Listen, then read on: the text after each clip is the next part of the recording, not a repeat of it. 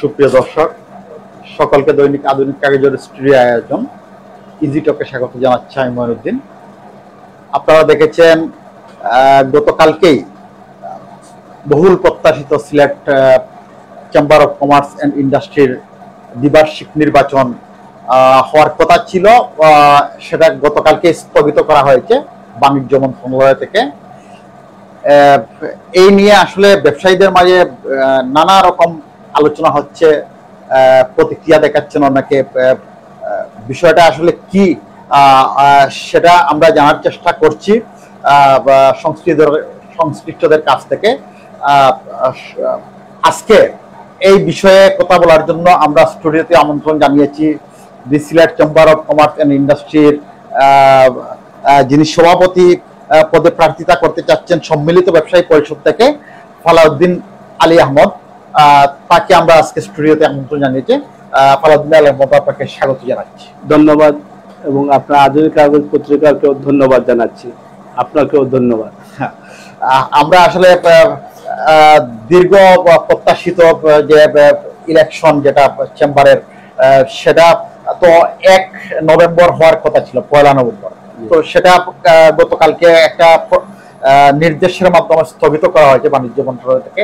এর পেছনে নেপথ্য কারণ কি, আপনারা কি মনে করেন? এর পিছনে নেপথ্য আসলে নির্বাচনে জয় পরাজয় আছে, দুটো দলই থাকে। যখন কোনো দলের সংশ্লিষ্টতার মাধ্যমে নির্বাচনকে বন্ধ করা হয়, তখন তো ধরে নিতে হয় অপোজিট প্যানেল তাদের নির্বাচনের পরাজয় দেখে তারা একটা কৌশল করেছে, যেটার মাধ্যমে নির্বাচনটা বন্ধ হয়েছে। আপনি বলতে পারেন যে অপোজিট প্যানেলের সংশ্লিষ্টতা কি? সংশ্লিষ্টতা কি, যেদিনই বন্ধ হয়েছে সেদিন থেকেই আপনারা সামাজিক যোগাযোগ মাধ্যমে দেখবেন ছবি সহ একদম রেকর্ডিং সহ সমস্ত ডকুমেন্ট সামাজিক যোগাযোগ মাধ্যমে আসছে কারা কারা এটা বন্ধ করেছে, এবং সেই বন্ধতে আমাদের এই যে ক্যান্ডিডেটরা উপস্থিত ছিলেন কিনা সমস্ত ডকুমেন্ট সামাজিক যোগাযোগ মাধ্যমে দেখতে পারবেন। তাহলে কি সংশ্লিষ্টতা প্রমাণ করে না যে এই দল নির্বাচন বন্ধের পিছনে কাজ করতেছে?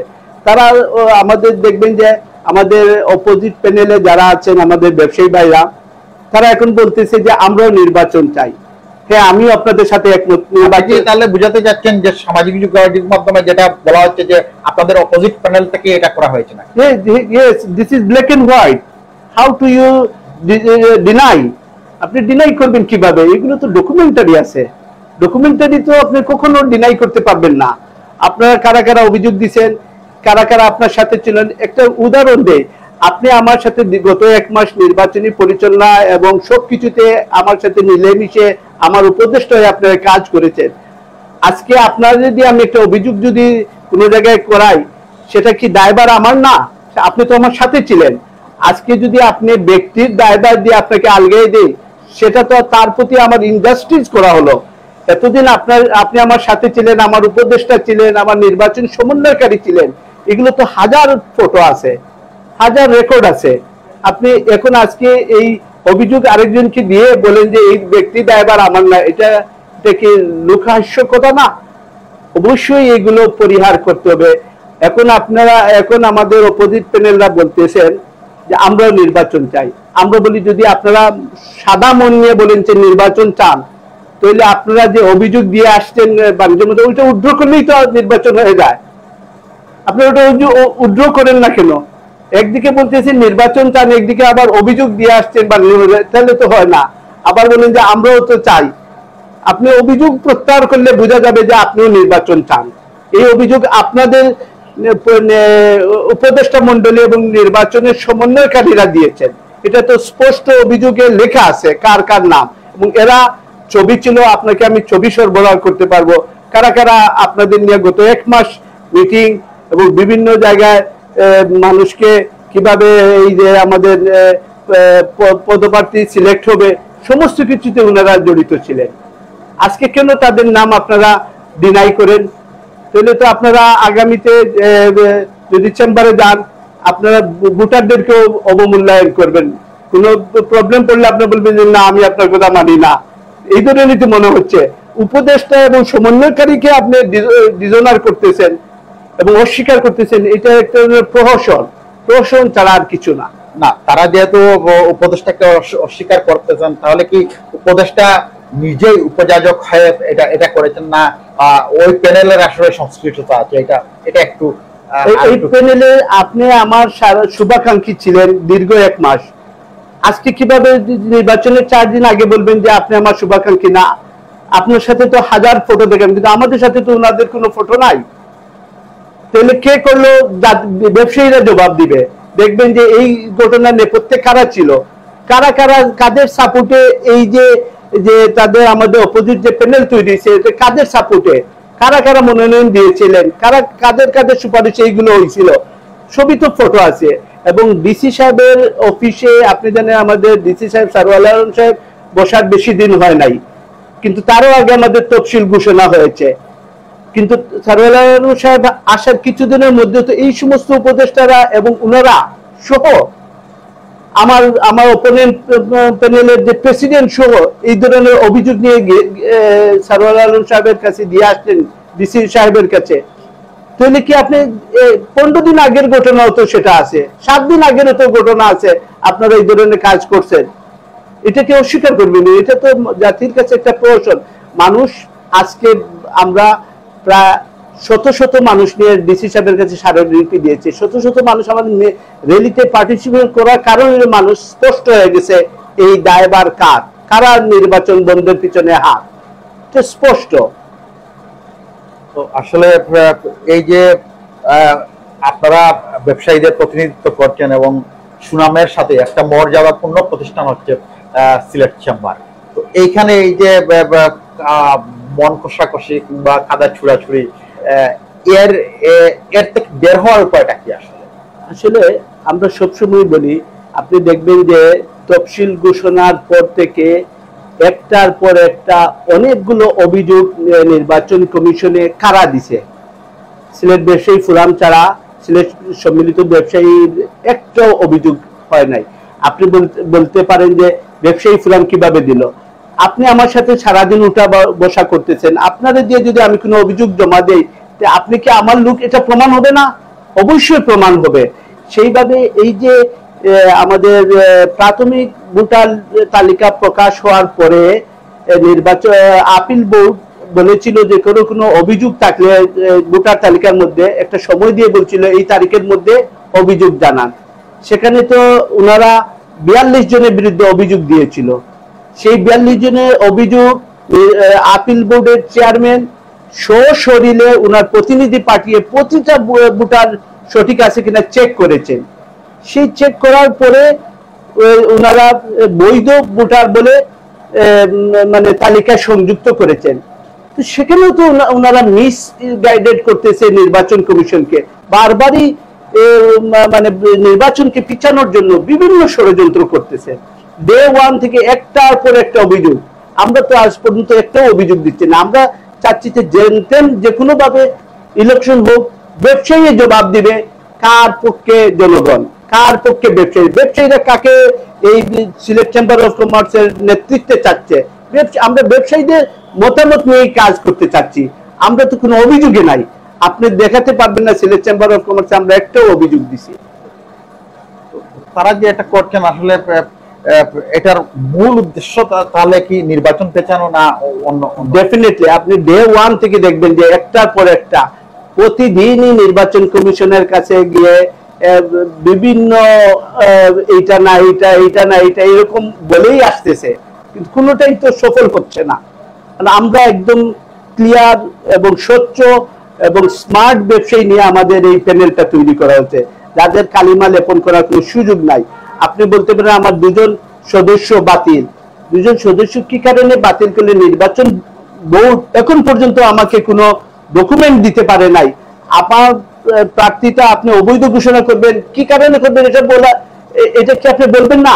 আমি প্রার্থী হিসাবে আমার কি রাইটস নাই? আমাকে কেন অবৈধ ঘোষণা করলেন সেটা আপনি বলা, আমি তো বলতে পারি, কিন্তু নির্বাচন কমিশন সেটাও দিচ্ছে না। সেটাও নিয়ে আমরা সন্দিহান, নির্বাচন কমিশন কার পক্ষে কাজ করেন? আমার প্রার্থীটা অবৈধ ঘোষণা করলে আমাকে অবশ্যই আপনি ডকুমেন্ট দিতে হবে, আমাকে কি কারণে আপনি আমাকে প্রার্থিতা অবৈধ ঘোষণা করলেন, এটা আপনি আমাকে তাহলে নির্বাচন কমিশন তাহলে আপনি মনে করছেন যে সেটা নিরপেক্ষ না? আমি সেটা মনে করি না। আমি আমার মানে বিভিন্ন প্রাসঙ্গিক ইয়েতে মনে হচ্ছে যে নির্বাচন কমিশন দক্ষ না ওনাদের অদক্ষতার কারণে এটা হচ্ছে, আমি ক্লিয়ার না। তাদের কোনো পার্সিয়ালিটি এখনো আমরা দেখি নাই, আমাদের চোখে পড়া নেই। তারা দেখেন একটা সুন্দর নির্বাচন তালিকা প্রেজেন্ট করেছেন, আমরা তাদেরকে সাধুবাদ জানি। তারা এই সমস্ত যে অভিযোগ দেওয়া হয়েছিল 42 জনের বিরুদ্ধে, সেটাও তারা ইনকোয়ারি করেছে, আমরা তাদের সাধুবাদ জানিয়েছে, ধন্যবাদ আপনাদের ইনকোয়ারি হয়েছে। বাট এই ইনকোয়ারি করতে গিয়ে আমার ব্যবসায়ীদের অনেক কষ্ট, অনেক অসুবিধা করিয়েছেন। আপনি দেখেন কোথায় গোয়াইনঘাট, কোথায় বিয়ানীবাজারে ব্যবসায়ীকে আপনি সারাদিন আনিয়ে চেম্বারে বসে রাখছেন হিয়ারিং এর জন্য। তার কি ব্যবসা বাণিজ্য নাই? একটা ভোট দিবে, তার কারণে কি তার একদিন নষ্ট করবে? মানুষ কত ব্যস্ত আপনি জানেন, পুরো হোল ডে তার নষ্ট করছেন। অনেক ব্যবসায়ী ক্রুদ্ধ হয়েছে, বলছে যে আমরা মেম্বারশিপ উইথড্র করে নিব, আমরা ওই জন্য হয়রানি চাই না। আর যে হয়রানি দিল তার বিরুদ্ধে কি ব্যবস্থা নিল নির্বাচন বোর্ড?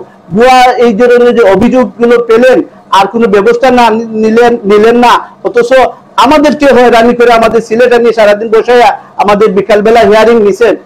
এটা কি যুক্তিযুক্ত হলো? তাহলে তো অভিযোগকারীর বিরুদ্ধে একটা ব্যবস্থা নেওয়া উচিত ছিল, তাদের মেম্বারশিপ সাসপেন্ড করা উচিত ছিল, সেটা তো করা হলো না। ভুয়া অভিযোগ দিলে অবশ্যই তার শাস্তি হলে আজকে এই অবস্থাটা দাঁড়াতো না। সেই দিন যদি সেই শাস্তির আওতায় আনা হতো, আজকে কিন্তু এরকম করলে সেই ব্যবস্থাটা, শক্ত ব্যবস্থা নিলে আজকে এই অবস্থাটা হতো না। তাতে কি প্রমাণ করে? আপনারা ব্যবসায়ীরা জবাব দিবে। আসলে এই যে পরস্পর অভিযোগ, যেটা এক পক্ষ থেকে বলা হচ্ছে যে অনেকে আসলে ভুয়া ভোটার, অনেক ব্যবসায়ী নন এরকম মানুষকে ভোটার করা হয়েছে, এই ব্যাপারে আপনার? আমি বললাম যে ভুয়া ভোটার, আপনারা 10 তারিখ তো 42 জনের বিরুদ্ধে অভিযোগ দিয়েছিলেন। সেদিন সেই আপিল বোর্ডের চেয়ারম্যানের কাছে হিয়ারিং হয়েছিল, সেখানে আপনারা থাকলেন না কেন? যে ভুয়া হয় প্রমাণ করলেন না কেন? তারা তো প্রমাণ করে আসছে যে 42 জনের বিরুদ্ধে আপনারা অভিযোগ দিচ্ছেন। সেই 42 জন তো সেই 42 জন ব্যবসায়ীকে আমি ব্যবসায়ী হিসেবে চিনি। আপনি সেই 42 ব্যবসায়ীকে তো আপনারা অপরাধী হিসেবে চিহ্নিত করতে পারলেন না। আবারও আপনারা বলেন অধিকতর পুনঃতদন্ত। আবার যদি 1 মাস পরে আরেকজন আসে বলে যে অধিকতর পুনঃতদন্ত, এই খেলাই কি চলবে?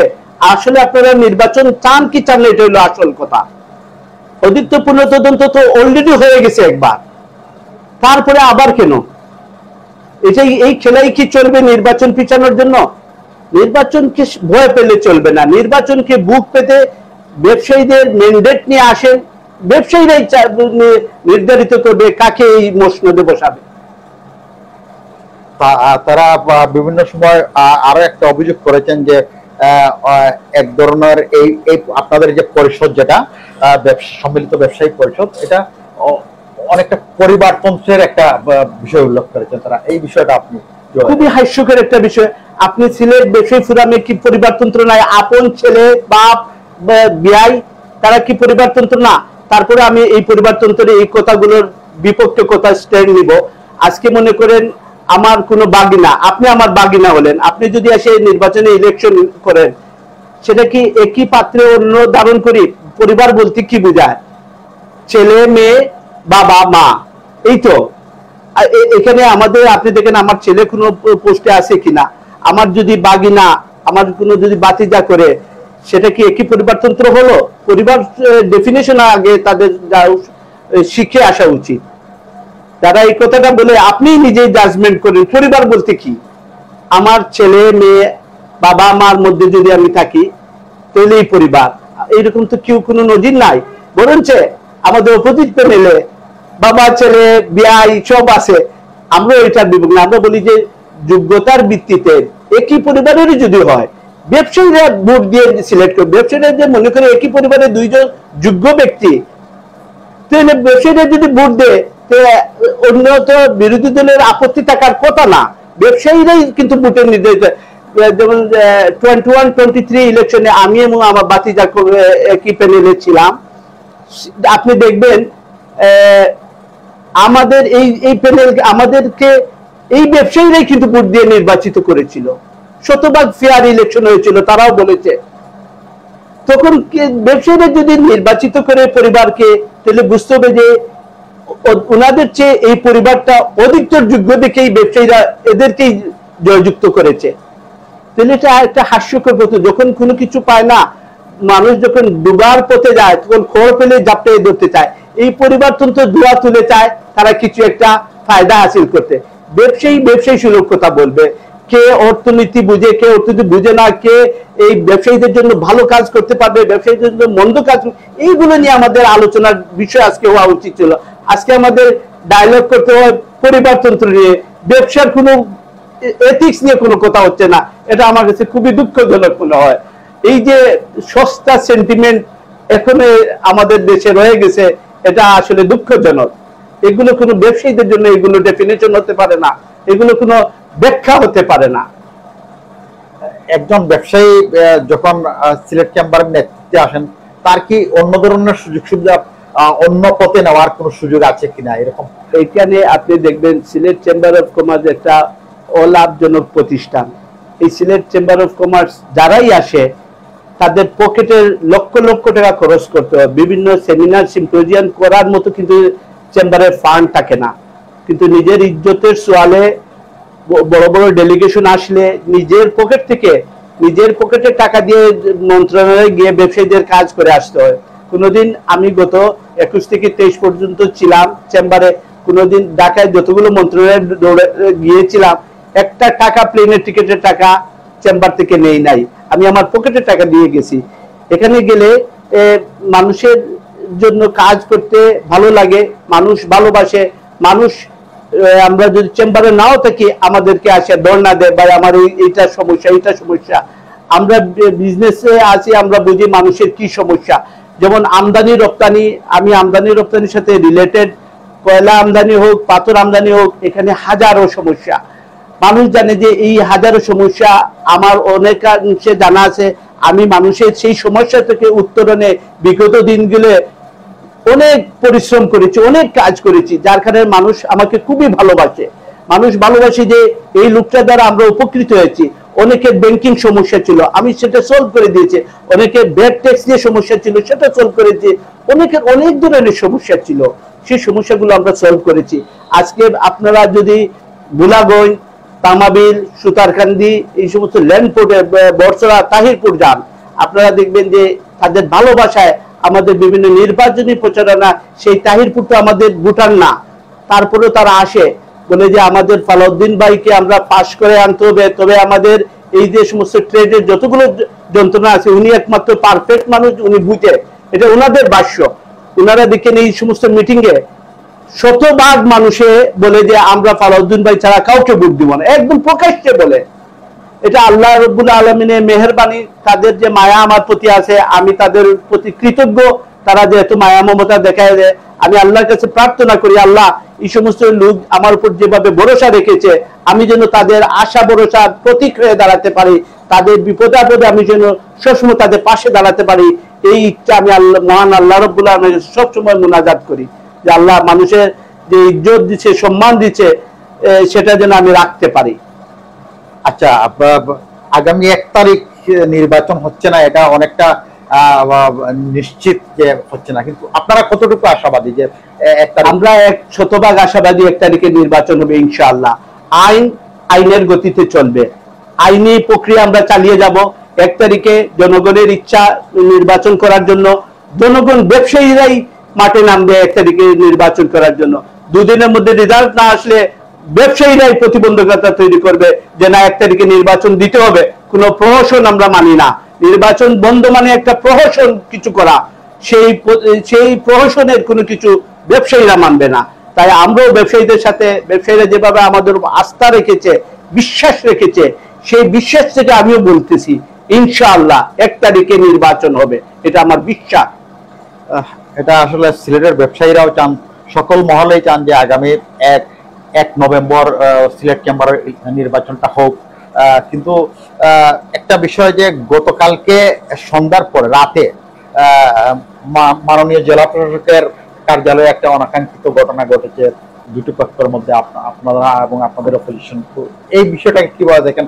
এটা মানুষের কাছে একটা খারাপ বার্তা। এইটা আমরা বলতে চাচ্ছি, আমাদের মধ্যে একটু সহনশীলতা ব্যবসায়ীদের মধ্যে থাকা উচিত। ধৈর্যশীল না হলে ব্যবসায়ী আপনি হবেন কিভাবে, নেতৃত্ব দিবেন কিভাবে? গতকালকের ঘটনাকে আপনাকে স্পষ্ট বলি, যদি ভিডিও ফুটেজ যদি ডিসি সাহেবের এখানে দেখে থাকে, আপনাদের সেই ভিডিও ফুটেজ যদি দেখে থাকে, দেখবেন যে আমরা ডিসি সাহেবের কাছে, ডিসি সাহেব কালীঘাটের একটা সমস্যা নিয়ে বসেছিলেন, সেখানে আমরা লোক পাঠাইছি যে ওইখান থেকে আমাদের সাথে একটু সময় দেওয়ার জন্য, নির্বাচন বন্ধ কেন হলো এগুলো জানার জন্য আমরা কিছু আলাপ আলোচনা করতে চেয়েছিলাম। আমরা কিন্তু ডিসি সাহেবের অফিসে যাওয়ার আধা ঘন্টা পরে ওনারা এসেছেন, আসে বলতেছেন যে আমরা যৌথভাবে এটা কথা বলবো।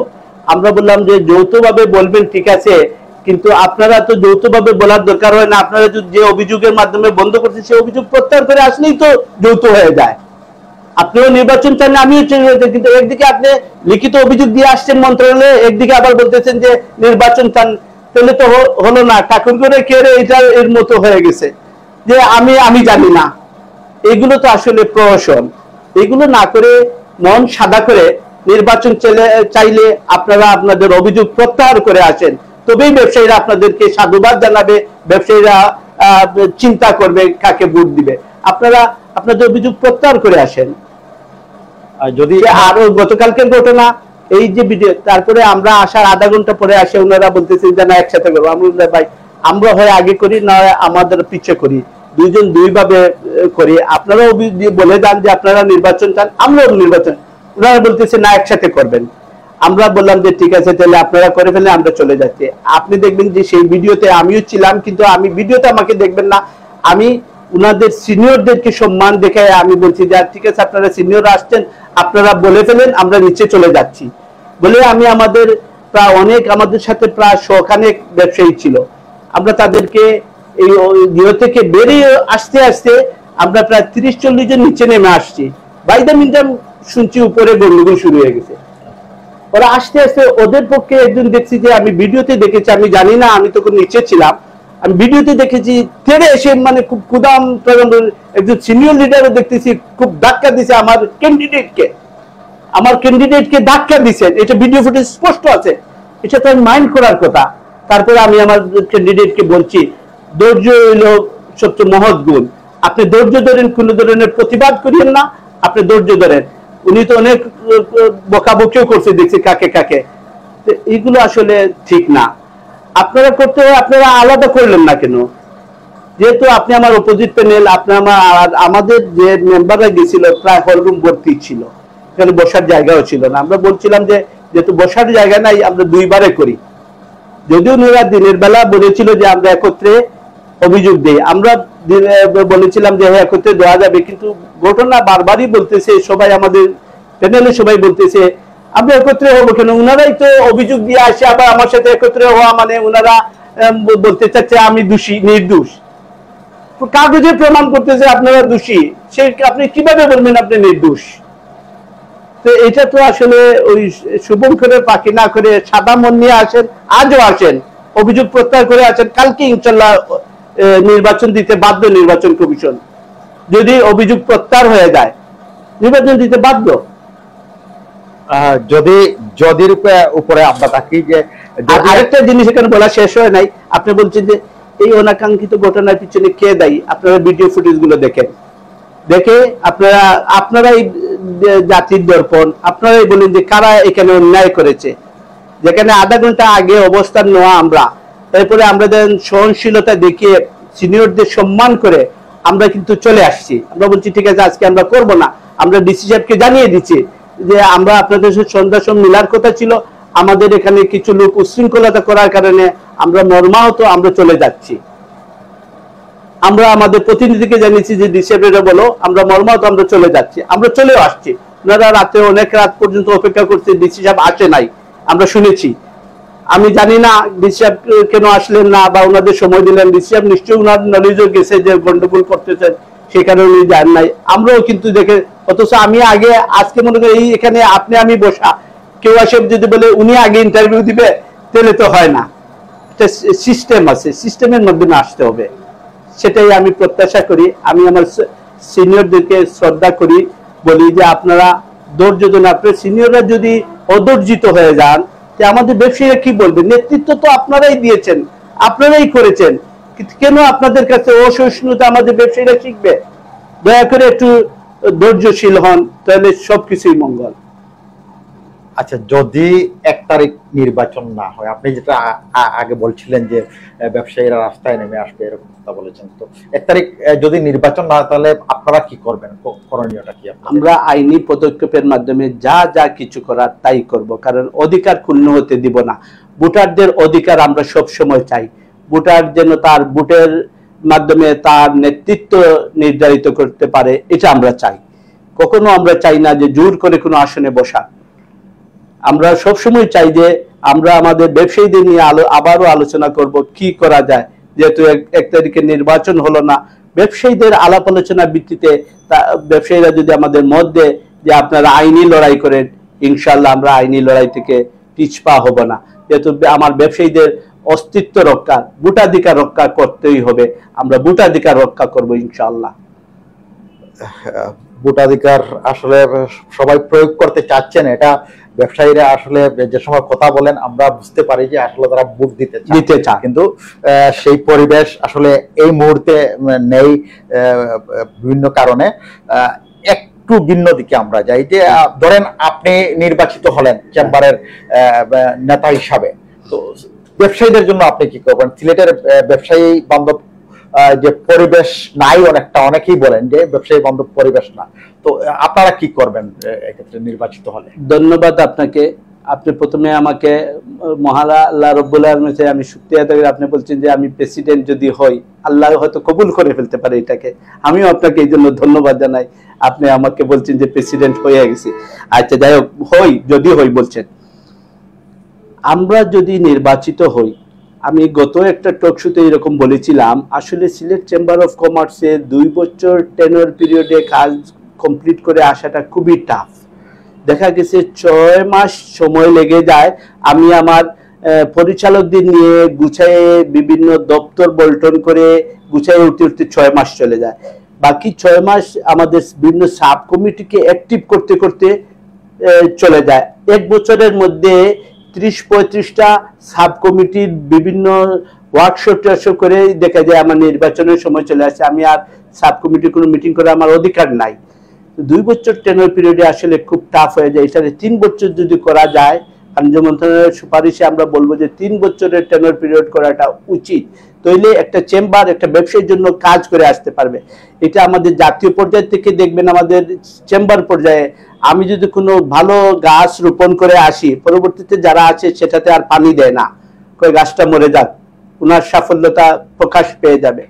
যাই হোক, এই সংস্কৃতি থেকে আমাদের বেরিয়ে আসা উচিত। আমি যদি চেম্বারে যাই, আমার পূর্ববর্তী যারা যে গাছ রোপণ করে আসছেন, আমি এই আপনাদের স্টুডিও বসে কথা দিচ্ছি, আমরা যদি আমার সিলেট সমৃদ্ধ ব্যবসায়ী পরিষদ যায়, আমরা সেই গাছে পানি দিব, তাদের অসমাপ্ত কাজগুলো কমপ্লিট করব। আমাদের একটা টার্গেট হচ্ছে 13টা উপজেলায় ক্ষুদ্র এবং মাঝারি শিল্প গঠন করব, যে শিল্পের মাধ্যমে 13টা উপজেলায় বিভিন্ন বেকার ছেলেরা আছে তাদেরকে আমরা বেকারত্ব ঘুচানোর সহযোগিতা করব। দ্বিতীয়ত, আমরা কৃষি নির্ভর দেশ, কৃষির উপর বেশি জোর দিব। আপনি দেখবেন সিলেটের প্রতিটা উপজেলায় হাজার হাজার পতিত জমি আছে, কেউ চাষাবাদ করতেছে না। কৃষি যে এখন একটা বিপ্লব করার সময় এসেছে, আমি নিজেও কৃষক হওয়ার জন্য আমি আনন্দিত। আমি আসলে কৃষিকেও খুব ভালোবাসি। এই ধরনের কৃষি বিপ্লব জাগরণ করার জন্য চেষ্টা করব। আমি এর আগে একটা টেনর পিরিয়ডে সিলেট চেম্বার অফ কমার্সের পরিচালক ছিলাম, তখন আমরা বিশ্বনাথে কৃষি একটা সেমিনার করেছিলাম যে এই উপজেলায় কৃষকরা কি চায়, কি ধরনের সুযোগ চায়, কারণ কৃষি বিপ্লব করতে হলে আমাদের কি কি সরকারের মন্ত্রণালয় থেকে সাপোর্ট দেওয়া যায়, কি কি ওয়ান স্টপ সার্ভিস দেওয়া যায়, একটা কৃষকের তার প্রোডাক্টকে কিভাবে প্রক্রিয়াজাত করা যায়, এর জন্য কি কি লাইসেন্সের দরকার হয়, এই সমস্ত লাইসেন্স কে দায়ভার নেবে। সিলেট চেম্বার সেই আমরা তখন বলেছিলাম সিলেট চেম্বার অফ কমার্স আপনাদের সেই দায়ভার নিয়ে কাজ করবে। ব্যাংকের সাথে আপনাদেরকে কিভাবে শিল্প স্থাপনের জন্য ব্যাংকের সাথে আপনাদের কিভাবে সেতু বন্ধন করে দেওয়া যায় সেটা আমরা কাজ করব। কিন্তু আমার টেনিউর পিরিয়ড শেষ হয়ে গেলে এটা পরিপূর্ণতা পায় না। যেমন আমার হাতে একটা কাজ 21 থেকে 23 যখন ছিলাম আমি, আমার হাতে একটা কাজ ছিল এই 13টা উপজেলা ক্ষুদ্র মাঝারি শিল্প করার জন্য।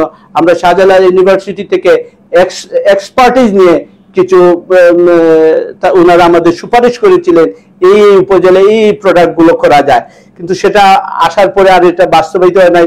আমরা যদি পরবর্তীতে যাই ইনশাল্লাহ এটা করব। আমরা একটা আধুনিক চেম্বার করব, ডিজিটাল চেম্বার করব।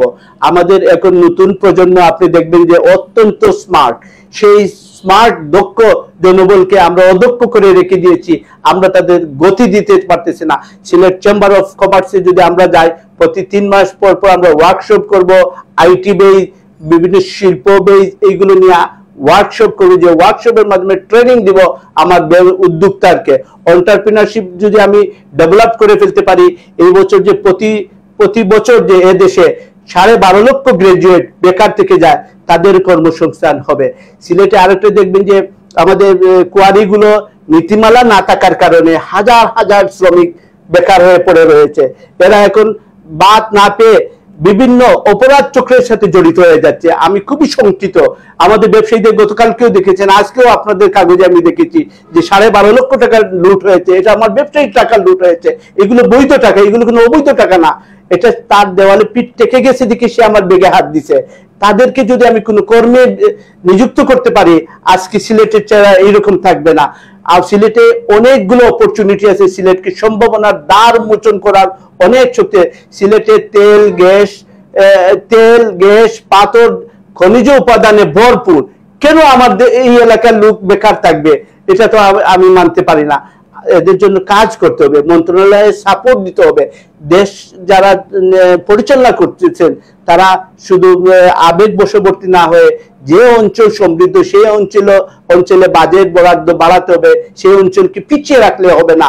আপনি দেখবেন সিলেটে রেলপথ, রাস্তাঘাট, নদীপথ কি আছে সিলেটে, অথচ সিলেটে মানে ঢাকা চিটাগংয়ের পরে হাইয়েস্ট ট্যাক্স নিতেছে সিলেট থেকে।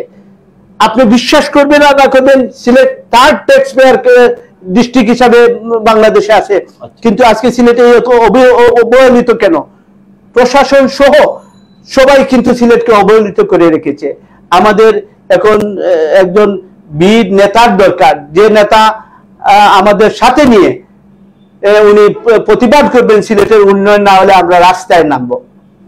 আপনারা আপনাদের পেপারে বুঝে আজকে আমি দেখেছি যে শমশেরনগর, কুলাউড়া তারা রেলপথ উন্নয়নের জন্য তারা কাজ করে যাচ্ছে, তারা প্রতিবাদ করবে, মানববন্ধন করবে। আজকে মানুষ দেওয়ালে পিঠ টেকে গেছে। আপনি দেখবেন লন্ডন থেকে একজন লোক তার মা বাবার মরার খবর শুনে 6 ঘন্টায় সে সিলেটে এসে পৌঁছে যেতে পারে, কিন্তু ঢাকা থেকে একজন লোক সিলেটে তার মা বাবার দাফন করতে পারে না, তার 17 ঘন্টা লাগে।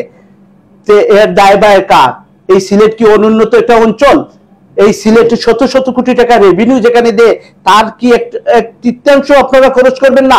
সিলেটের মানুষের যে ফরেন রিমিটেন্স এদেশে পাঠায়, সেই রিমিটেন্সের সম্পূর্ণ টাকাই অন্য ডিস্ট্রিক্টের ব্যবসায়ীদেরকে লোন দেওয়া হয়, সিলেটে দেওয়া হয় না কেন? এর দায়ভার কি? সিলেটের ব্যবসায়ীদের একটাই অভিযোগ, ভাই ব্যাংকে গেলে এমন কিছু কঠিন শর্ত দেয় তাহলে আমরা লোন পাই না। আমার কথা হলো কঠিন শর্ত কি শুধু আমার সিলেটের ব্যবসায়ীর জন্য? কঠিন শর্ত যদি থাকতো আজকে এসালাম সহ যে বিভিন্ন আমরা শুনতেছি পত্র পত্রিকায় যে হাজার হাজার কোটি নিয়ে গিয়েছে, তাদের ক্ষেত্রে কি এই যেগুলো আপনারা শর্ত দিতে পারেন নাই? আজকে যদি তাদের ক্ষেত্রে সেই শর্ত দিতে তাহলে তো কিছু হতো না। আমি প্রায় ব্যাংকে বলি, আপনারা তো বছরে 1000 কোটি টাকার উপরে মুনাফা করেন, আপনাদেরকে আমরা ধন্যবাদ জানাই। আপনারা এখান থেকে আপনারা এসআর ফান্ড বা এগুলো কি ফান্ড আছে, এগুলো ফান্ড থেকে আপনারা 1-2 কোটি টাকা রিস্ক নেন না, কিন্তু ক্ষুদ্র ব্যবসায়ীদের জন্য আপনারা সেটা লোন দেন। হয়তো রিকভারি হইতে পারে, না হইতে পারে, এটা আপনাদের হারানো এমন কিছু না। 1000 কোটি টাকা থেকে যদি 1 কোটি টাকা রিস্ক হয়, এটা এমন কিছু না, এটা আপনারা করতে রিস্ক নিতে পারেন। আমার ক্ষুদ্র ব্যবসায়ীদের জন্য তাদের 50,000, 1 লাখ, 2 লাখ দিলে তারা একটা খামার গঠন করতে পারে, একটা খামার একটা পরিবারের অবলম্বন হতে পারে। এইগুলো যদি চালু করা যায়, এইগুলো প্রক্রিয়া নিয়ে আমরা কাজ করছি। এটার জন্য আসলে আপনি নিজেও জানেন এগুলোর জন্য সরকার যেখানে 5 বছরে এই প্রকল্পগুলো শেষ করতে পারে না, আমরা 2 বছরে কিভাবে এই প্রকল্পগুলো শেষ করব? এগুলো কিন্তু ছোটখাটো কোনো কথা না, এগুলোর পিছনে কাজ করতে হবে, দিনের পর দিন শ্রম দিতে হবে, এগুলোকে বাস্তবায়িত করতে হবে। যা বলতেছি এটার জন্য সময়ের প্রয়োজন। এটা এই কারণে আমি প্রায় চোখশোতে বলে পারি, সিলেট চেম্বার অফ কমার্স আসলে যেই ক্ষমতায় আসুক তাকে 3 বছরের সময় দেওয়া উচিত, তবে সে কাজ করার একটা পরিবেশ পাবে। এখন আপনারা সিলেটের ব্যবসায়ী নেতৃত্ব, হ্যাঁ, আপনারা চেম্বারে থাকেন না থাকেন, কিন্তু আপনি ব্যবসায়ীদের নেতা। এই ক্ষেত্রে শুধু যে নির্বাচিত হতে হবে এমন তো না, নির্বাচনের বাইরে গিয়েও তো আপনারা ভূমিকা রাখতে পারেন। যেমনটি আপনি বলছিলেন যে শিল্প কারখানা নাই সিলেটে, আপনারা 13টি উপজেলায় ক্ষুদ্র মাঝার শিল্প স্থাপনের ব্যবস্থা করবেন এরকম বলছিলেন, কিন্তু আজ পর্যন্ত সিলেটে 2টা বেসিক ছাড়া আর কোনো শিল্প প্রতিষ্ঠান নাই। এই জন্য এই ব্যর্থতা কি শুধুমাত্র সরকারের না, আমাদের সিলেটের ব্যবসায়ীদেরও আছে? এর জন্য দায়ী সরকারি। আর আপনি বলতেছেন যে আমি ব্যবসায়ী প্ল্যাটফর্মের বাইরেও কাজ করে, আপনি জানেন একটা প্ল্যাটফর্ম ছাড়া কোনোদিন কোনো সরকারের কাছে কথা বলা যায় না। গত এফবিসিসি এর আমি যখন পরিচালক ছিলাম তখন সিলেটের পোর্ট নিয়ে আমি সরকারের কাছে বার্গেনিং করেছি, আমার পোর্টকে এই সুবিধা দিতে হবে, আমার পোর্ট নতুন পোর্ট, আমাকে এটা হ্যাবিচুয়েটেড করতে হবে, একটা শিশুকে বড় হওয়ার সুযোগ দিতে হবে। সরকারও সেই সময় সুযোগ দিয়েছিল যে কিভাবে পোর্টকে অন্যান্য পোর্টের সাথে এক কাতারে না মেপে এটাকে নতুন পোর্ট হিসাবে কি সুযোগ সুবিধা বেশি দিয়ে কাজ করা যায় সেটা সুযোগ দিয়েছিল। আমি সেভাবে কাজ করে শুরু করেছিলাম, কিন্তু এটার জন্য আমার একটা প্ল্যাটফর্ম দরকার। উইদাউট প্ল্যাটফর্ম আপনার কথা, আপনি কোনো প্রাইম মিনিস্টারের অফিসে বা সরকারের উচ্চতম মহলে যাওয়ার কোনো পারমিশনই পাবেন না। আপনি যখন বলবেন যে আমি সিলেট চেম্বার অফ কমার্স, আমি এফবিসিসিআই থেকে আসছি, সরকার বাধ্য আপনাকে ঢোকার পারমিশন দিতে, আর আপনি একটা ব্যবসায়ী প্রতিনিধিত্ব করেন। আর উইদাউট প্ল্যাটফর্ম এটা আসলে করা খুব টাফ, আপনি নিজেও জানেন। আমাদের ডিসি মহোদয়ের সাথে যদি দেখা করতে যাই সেটাও টাফ হয়ে যাবে উইদাউট প্ল্যাটফর্ম। যাই হোক, এটা করতে হবে। আর আরেকটা জিনিস আপনি কি বলছিলেন জানি, ওই যে মাঝারি ক্ষুদ্র শিল্প বেসিকের বাইরে, বেসিকের বাইরে। এই দেখেন আমি নিজে টেক্সটাইল মিল সিলেটে করেছিলাম গোটাটি করে।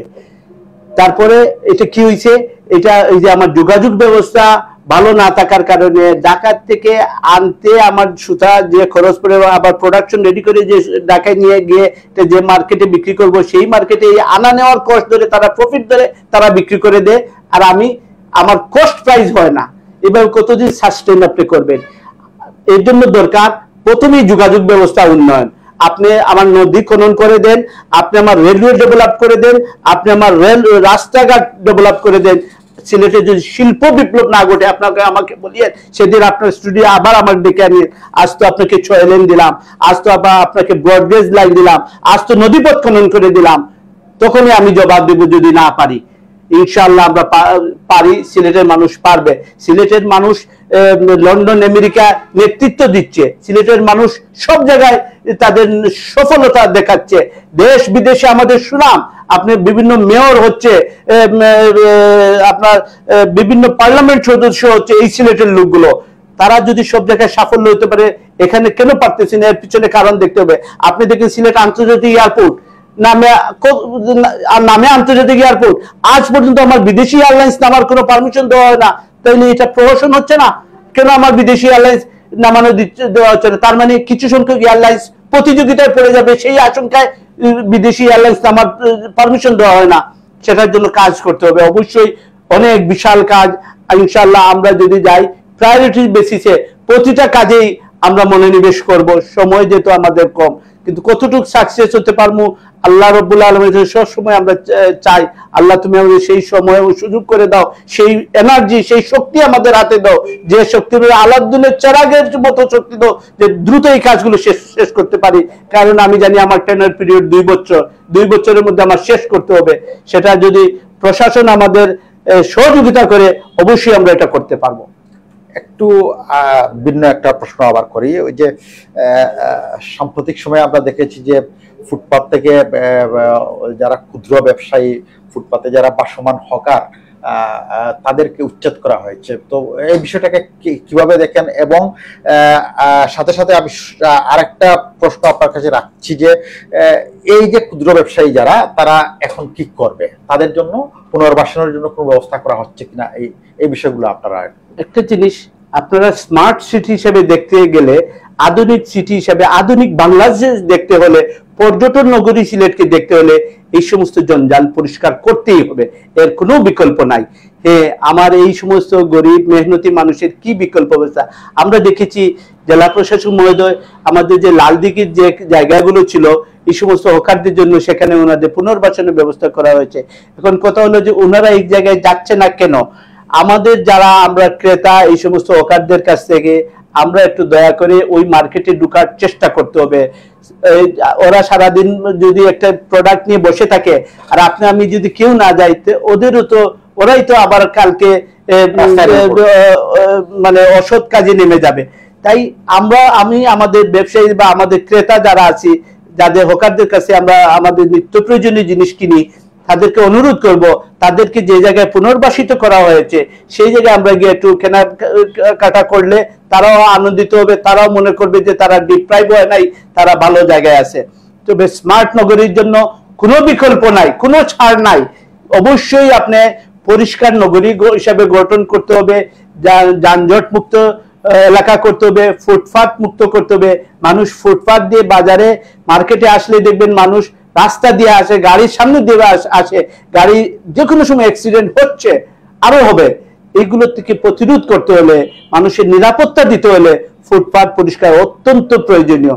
আমাদের ফুটপাত গুলো অন্যান্য দেশের ফুটপাতের তুলনায় অনেক ছোট, তারপরে সেই ছোটটাকেই যদি আমি পরিষ্কার করে রাখতে পারতাম, আমাদের এই অত অসুবিধা হতো না, ব্যবসায়ীদেরও অসুবিধা হয়। আজকে আপনি ফুটপাতে অবশ্য ডিসি মহোদয় সাহেব বলেছেন যে ব্যবসায়ীরা নাকি এখানে কেউ কেউ সামনে দোকান ভাড়া দিয়ে থাকে, আমরাও সেটা প্রতিবাদ করি। এরকম কোনো কিছু হলে আপনি তার লাইসেন্স বাতিল করেন। যদি কেউ এরকম ফুটপাতের দোকান ভাড়া দিয়ে থাকে তার লাইসেন্স বাতিল করেন, ট্রেড লাইসেন্স ছাড়া তো কিন্তু ব্যবসা করতে পারবে না। তো ইনশাআল্লাহ ফুটপাত মুক্ত হবে, এটা আমরাও আশাবাদী। জঞ্জাল মুক্ত হবে। আমি একটা টেনার পিরিয়ডের চেম্বার অফ কমার্সের পরিচালক ছিলাম, তখন আপনাদের মনে আছে কিনা আমাদের একটা স্লোগান তুলেছিলাম, গ্রিন সিটি ক্লিন সিটি। আমরা 7 দিন মাত্র চৌহাট্টা থেকে, আমরা প্রতীক হিসাবে চৌহাট্টা থেকে মধুবন পর্যন্ত নিজস্ব ডাস্টবিন দিয়েছিলাম যে পরিষ্কার নগরী রাখার জন্য, কিন্তু এটা 7 দিনের বেশি সাস্টেইন করতে পারি নাই। আপনারা জানেন যে আমাদের সাবেক মেয়র সাহেব উনিও অনেক চেষ্টা করেছে, 7 দিন 2 দিন 3 দিন রাখা যায়, এরপরে তো আর রাখা যায় না। এটার জন্য প্রশাসনের অনেক দায়িত্ব। প্রশাসন যদি চায় ইনশাআল্লাহ সেটা করতে পারবে। সাথে সাথে জনগণকেও সচেতন হতে হবে, জনগণকে সচেতন হবে। আমি যেটা রিকোয়েস্ট করেছি, আপনি আমি যারা ক্রেতা, আমরা যেন হকার মার্কেট যে সমস্ত জায়গায় তাদের পুনর্বাসিত করা হয়েছে ওই সমস্ত জায়গায় একটু ঢুকে কেনাকাটা করার জন্য আমি অনুরোধ করব সবাইকে। তবেই এই নগরী সুন্দর হয়ে যাবে, আপনি আমার কাঙ্ক্ষিত লক্ষ্যে আমরা পৌঁছাতে পারবো। ধন্যবাদ।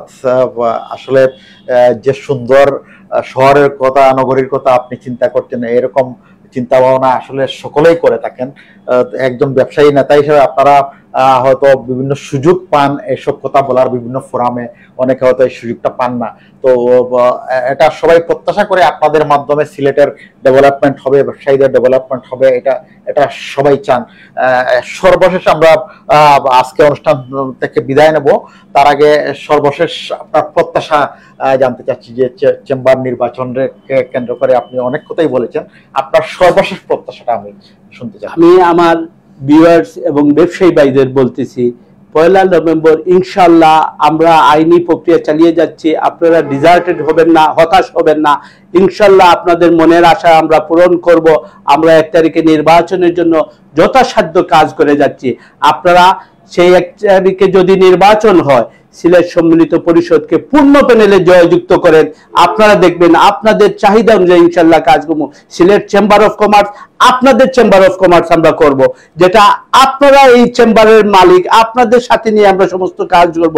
আমার সিলেট চেম্বার অফ কমার্সে আমরা একটা কথা বলেছি, সিলেট চেম্বার অফ কমার্সে যে সমস্ত মেম্বারশিপ কার্ড থাকবে, সেই মেম্বারশিপ কার্ড যদি কোনো জায়গায় আমার ব্যবসায়ী প্রডিউস করে দেখায়, তাকে সম্মান দেওয়ার জন্য আমরা বিভিন্ন মহলের তৎপরতা চালাবো। ইতিমধ্যে আমরা বিগত দিনে যখন চেম্বারে ছিলাম, আপনারা দেখেছেন বিভিন্ন হসপিটালের সাথে আমরা মৌ সাইন করেছি, বিভিন্ন স্কুলের সাথে আমার এই চেম্বারে যদি কোনো সদস্য আপনাকে কার্ড দেখায়, আপনি তাদেরকে একটু ডিসকাউন্টের ব্যবস্থা করে দেন, তাদেরকে একটু সম্মানিত করে দেন, তাদের একটা সুস্থ সেবা দান করুন। এই ধরনের আমরা অনেকগুলো প্রজেক্ট নিয়েছি, অনেকগুলো মৌ আমাদের সাথে সাইন আপ আছে। তো আগামী দিনে গেলে আমরা এটাকে ওয়াইড পরিসরে করব। আপনারা জানেন আমাদের পরিষদের মধ্যে ডাক্তাররা আছেন, ক্লিনিক গুলো আছে আমাদের পরিষদে, তারপর বিভিন্ন ফার্মাসিস্টরা আছেন, তারপর বিভিন্ন বিভিন্ন পেশার টি গার্ডেনের মালিকরা আছেন। এই প্যানেলটা অত্যন্ত দক্ষ।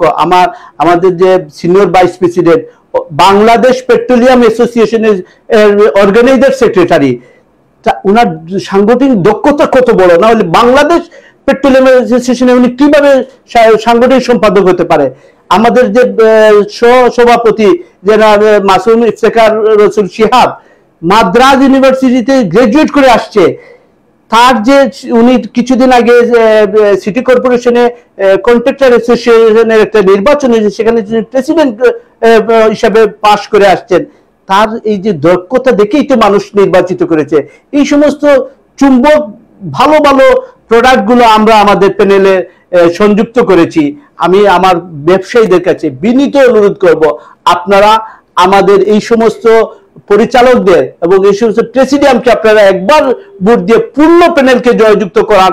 ইনশাআল্লাহ আপনাদের চেম্বার দেখবেন একটা গতিশীল চেম্বার, নতুন চেম্বার আপনারা পাবেন, এটা আমরা ওয়াদা করে যাচ্ছি।